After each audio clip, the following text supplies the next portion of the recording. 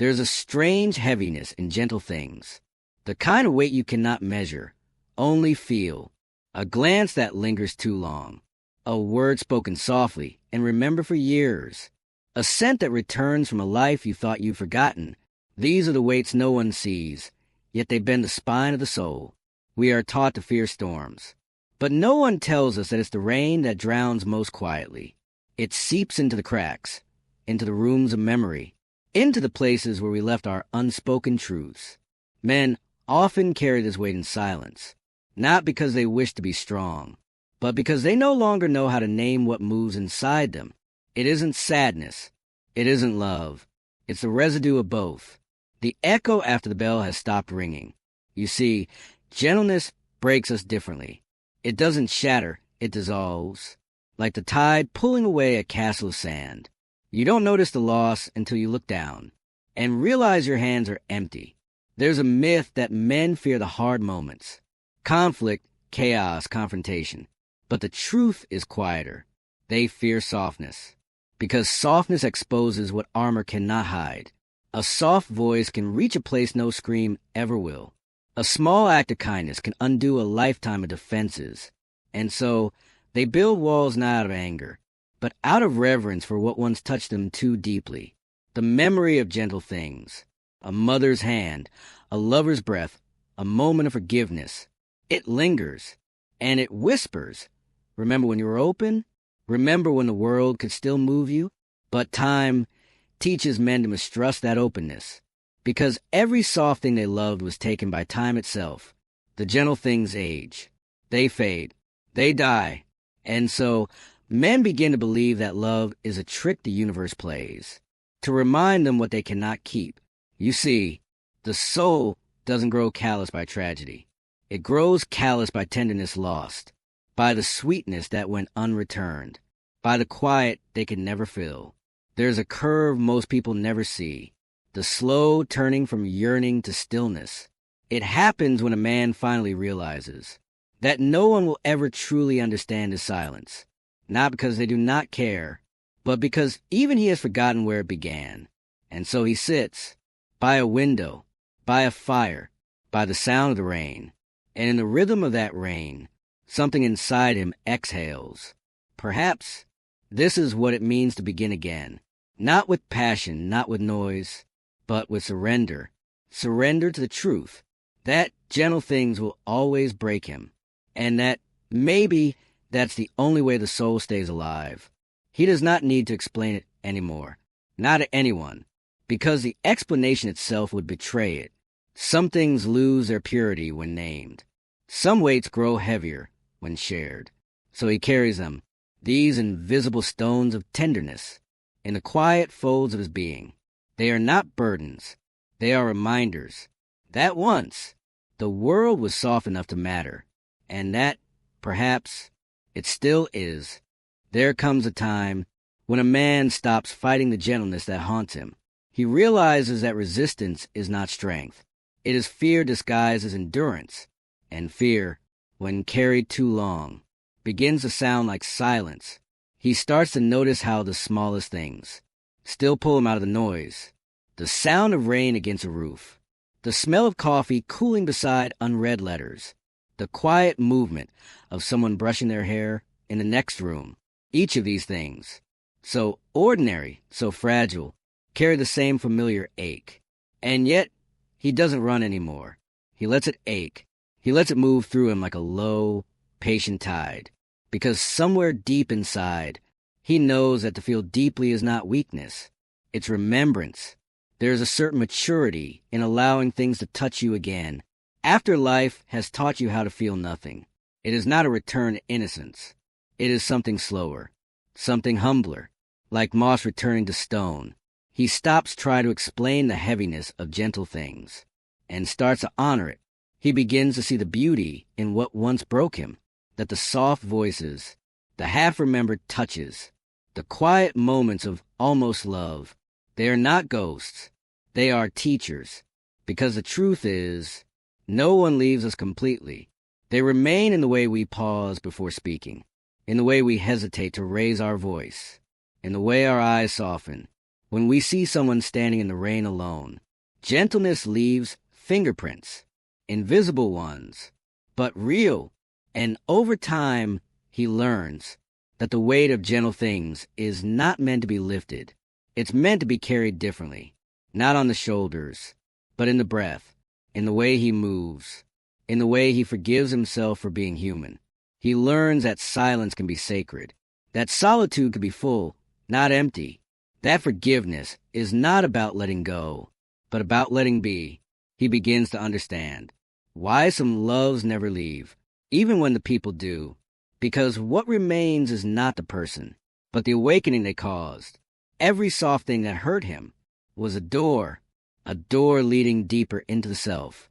But he kept standing outside, afraid of what waited beyond, until one day he realizes the door was never locked. It was only waiting for him to stop knocking.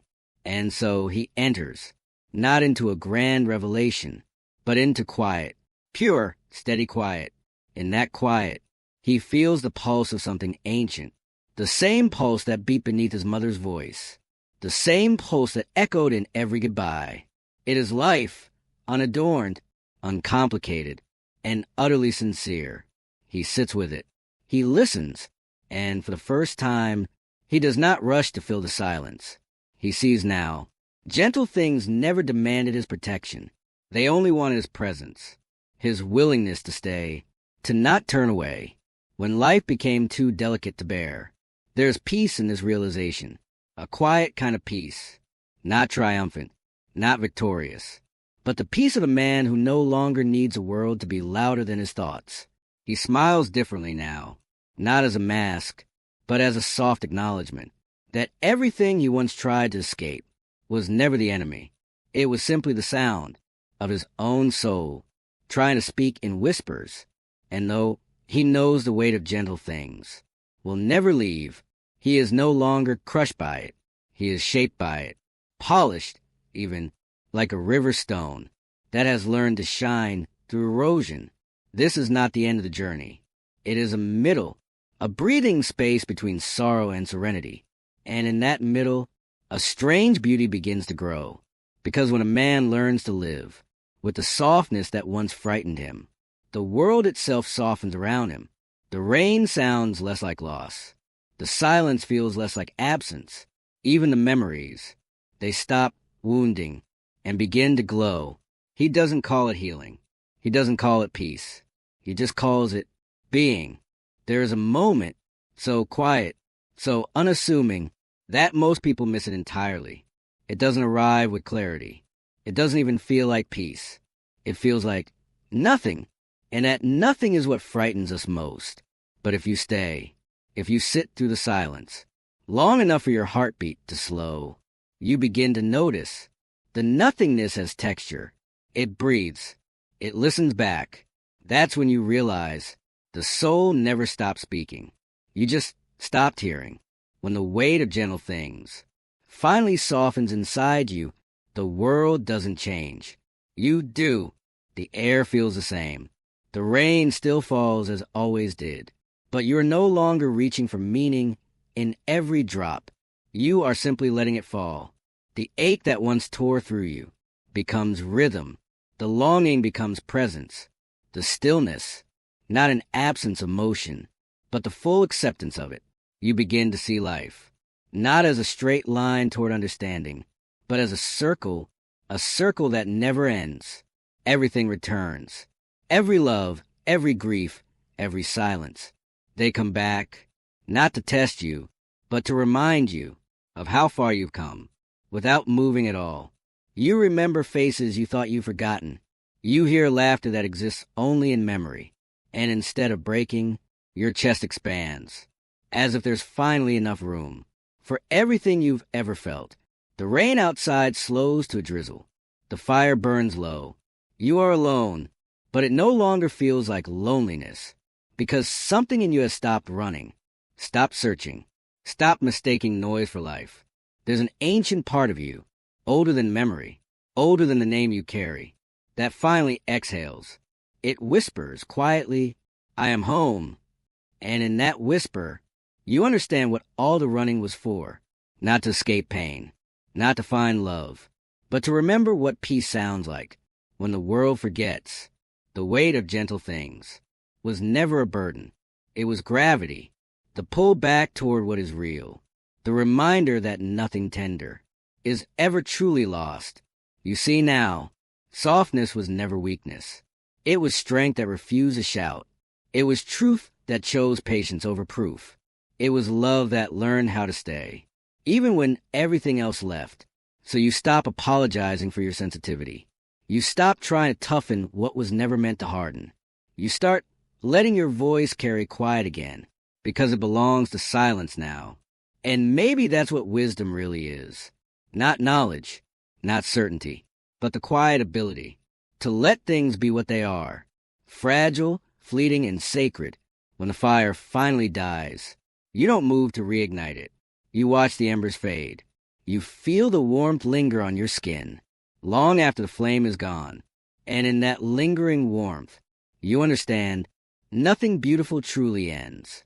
It only changes its form, to meet you again, somewhere else, maybe in the breath of morning, maybe in the eyes of a stranger, maybe in the stillness that now fills your room, without demanding to be named.